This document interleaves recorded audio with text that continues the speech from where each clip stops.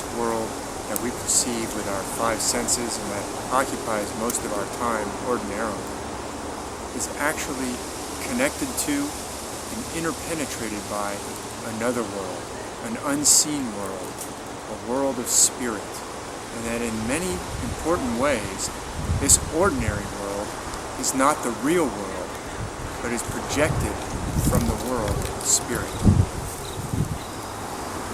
The shamanic worldview teaches that we're actually all connected by the spirit world, and that we're all connected to nature around us, including even out to the infinite stars and planets that we see in the night sky overhead. The shamanic worldview teaches, in fact, that everything in this ordinary world is a projection from the real world that is behind this world, and that in fact every rock, every tree, every leaf contains and actually is projected from the spirit world, and that the spirit world can shine through everything in this ordinary world if we awaken to its reality. But we can't really perceive the unseen world with our five senses. But in the shamanic cultures, there are techniques for perceiving and even journeying to the unseen world, the real world that is behind this one, in order to gain information and bring it back with us, or to affect changes in the other world that will then affect changes in this world, and then in fact there's some information and some changes that can only be accomplished through contact with and even travel to and return from the world of spirit, the other world. Now, we commonly think of the shamanic worldview as being something that's outside of and very separate from Western culture. And in fact, Western culture has been cut off from that worldview for many centuries. But there is evidence that this shamanic worldview is actually the common heritage of all humanity, and that it infuses the ancient scriptures of the Egyptians, the ancient myths of Greece, even the scriptures in the Old and New Testaments of the Bible, as well as all the sacred traditions that are found in many other parts of the world, such as Africa, Australia, North America, South America, the Pacific Islands, Siberia, Japan, China. All the ancient sacred teachings of the world are actually united by a shared shamanic worldview that teaches that we ourselves actually contain and reflect and are connected to the natural world around us. But this shamanic worldview was actually hijacked, and the shamanic worldview inside the biblical scriptures was hijacked and turned into something that is actually almost the total opposite, and that the shamanic worldview was then deliberately targeted and stamped out in the Western world for at least the past 17 centuries. But it can be hidden, just like the spirit world that's dwelling within each blade of grass, and each tree, and each bird in the natural world. That spirit world that they're connected to behind the material world, in just the same way, this ancient shamanic message is hidden within the ancient scriptures of humanity, and that it's sleeping there, waiting to be discovered, and it's there to be found in all of the sacred traditions around the world, if we know how to look. And if we do know how to look, then we can go into these texts and see the stars of the universe and the hidden message that they're trying to convey. Okay, so we've stepped outside into the night sky. Actually, we're using a program, an open source program called Stellarium, and we're standing in the northern hemisphere and we're looking towards the southern horizon, and you can see at this particular time of year that we've dialed towards, the beautiful Milky Way is rising up out of the southern horizon and rising up right through the center of the screen. That's the Milky Way, rising right up through here and flying up there high up in the Milky Way. You can see the outline of the eagle, Aquila. That's the wings of the eagle right there. And then the Milky Way comes down. He's flying up through the smoke towards the top of the screen. And down here, this is a beautiful, large, majestic constellation of the Scorpion that I'm outlining right here. This is a zodiac constellation, and you can see that the stinger, here's the claws up front of the Scorpion, then he snakes backwards. His stinger is actually right into the Milky Way, and then next to the Scorpion is Sagittarius. This is Sagittarius right here, and this little part of Sagittarius is often called the teapot. You can see why it is called the teapot. The spout is kind of towards the right of the screen as we're looking here, but it also could be a grasshopper. Here's his high legs, and he'd be looking off to the left. This is actually the head of Sagittarius. He's an archer. This is actually his head right here, and his bow is pointing back towards the Scorpion here. He's actually often a centaur, or he's riding on a horse. And then down here is you can't see it very well in this particular moment, but a little bit later you'll be able to see this is the southern crown that I was outlining there. We'll take a look at that later. Back to the teapot. It looks like a grasshopper. If it's looking to the left, it's kind of like a grasshopper with its hind legs sticking up. This is going to be important to illustrate how this relates to some scripture passages that we're going to look at. So here are the constellations that we're outlining. You can see Sagittarius and Scorpio there, and actually you can see the southern crown a little bit better now as I'm pulling up the outlines. That arc of stars is the southern crown.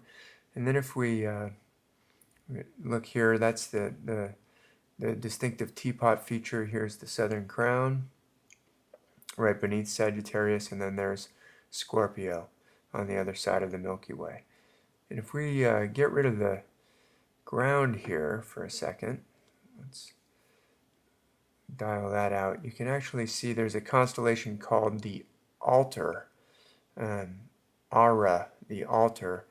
It's actually below the southern horizon for the latitude that we had pulled up, but the Altar was the constellation that this smoke of the Milky Way is rising up out of. The Altar is this constellation underneath the southern hemisphere there that's generating that smoke rising up. The Milky Way is metaphorically like smoke rising up from this altar towards the top of the screen there. So now we can take a look. Here's the Scorpion again. You can see he's pointing towards the horse and the rider of Sagittarius, and the crown there of stars of the southern crown. All three of those important constellations right next to the distinctive smoky column of the Milky Way. And now let's go to Revelation chapter 9, and we'll see how this part of the sky relates directly to Revelation chapter 9. So beginning in verse 1 in Revelation 9 we read, "And the fifth angel sounded, and I saw a star fall from heaven unto the earth, and to him was given the key of the bottomless pit. And he opened the bottomless pit, and there arose a smoke out of the pit, as the smoke of a great furnace. And the sun and the air were darkened by reason of the smoke of the pit. And there came out of the smoke locusts upon the earth, and unto them was given power, as the scorpions of the earth have power. And it was commanded them that they should not hurt the grass of the earth, neither any green thing, neither any tree, but only those men which have not the seal of God in their foreheads. And to them it was given that they should not kill them, but that they should be tormented 5 months. And their torment was as the torment of a scorpion when he striketh a man. And in those days shall men seek death, and shall not find it, and shall desire to die, and death shall flee from them. And the shapes of the locusts were like unto horses prepared unto battle, and on their heads were, as it were, crowns like gold, and their faces were as the faces of men. And they had hair as the hair of women, and their teeth were as the teeth of lions. And they had breastplates, as it were, breastplates of iron, and the sound of their wings was as the sound of chariots of many horses running to battle. And they had tails like unto scorpions, and there were stings in their tails, and their power was to hurt men 5 months. So these are very clear references to a very specific part of the sky and to two very prominent and important figures in the zodiac, Scorpio and Sagittarius, and in between them, the rising smoke, as it were, of the Milky Way. This is a passage in Scripture that has been taken literally and interpreted as helicopters from the modern era, or as demons coming from, from hell. I believe all of those references are actually celestial references. In fact, we can talk about a little bit later why hell itself is a literal interpretation of yet another celestial metaphor. And this is not an isolated incident. This is an example of something that happens over and over and over again throughout the scriptures of the Old Testament and the New Testament, and in fact, throughout the scriptures and ancient sacred traditions and myths and stories of all the different cultures of the world. What we're going to find is that these ancient scriptures, which are all built upon this common system of celestial metaphor, are teaching us something very profound about who we are and where we come from. They're teaching us something about the way that the universe actually has a spirit world that metaphorically the stars, the descriptions of what's going on in the stars has to do with the spirit world, but it also shows that the spirit world is within us. It's within everything around us, and so we're connected to everything in the natural world, and in fact, to the infinite universe as well. And this ties in to the shamanic worldview that is actually the common inheritance of all humanity. Please join me in part 2, where we'll examine some more celestial metaphors that relate to the ancient scriptures. And in the meantime, please feel free to check out my blog, which is called The Matheson Corollary, where you'll find links to previous posts discussing many of these same subjects, as well as to my book, The Undying Stars,